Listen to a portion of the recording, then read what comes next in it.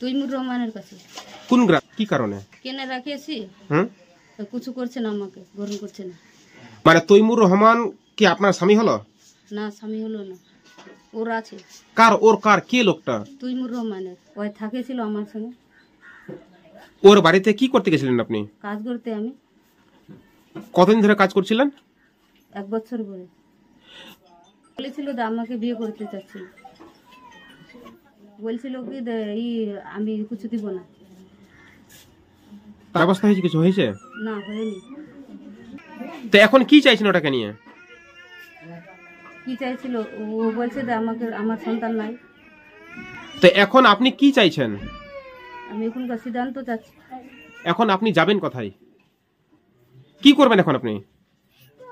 এখানে থাকবো। কি কাজ করো তুমি?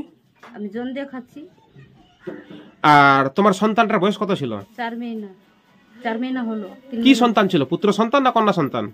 মেয়ে আছে।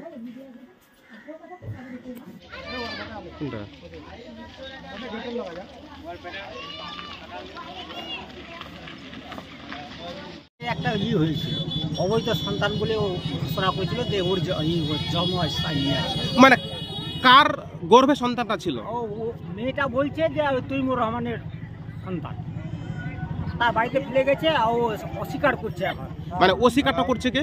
তৈমুর রহমান, যে আমার শারীরিক সম্পর্ক আছে, ছিল বাচ্চা ওরই। তো এখন অস্বীকার কেন করছে সেই তৈমুর রহমান? সে কি করে বলবো?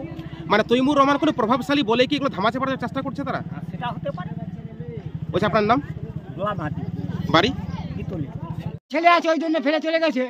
মানে কার বাড়িতে ফেলে গেছে? গ্রাম সেবকের বাড়িতে, যাই করেছে তাই তার বাড়িতে।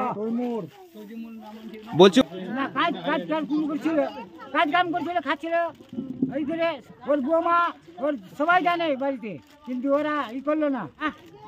তৈমুর রহমানের। তাহলে এখন তৈমুর রহমান কি সন্তানটাকে নিবে বলছে? নিবে কি না নিবে থানা বলবে, আমি কি বলবো? এখন তো আপনার নাম? রানুল হক। আপনার বাড়ি? বিতল। আর যে সন্তানটাকে ফেলে গেছে ও কে হলো আপনার? বৌমা। কি নাম বৌমার? বুঝলেন?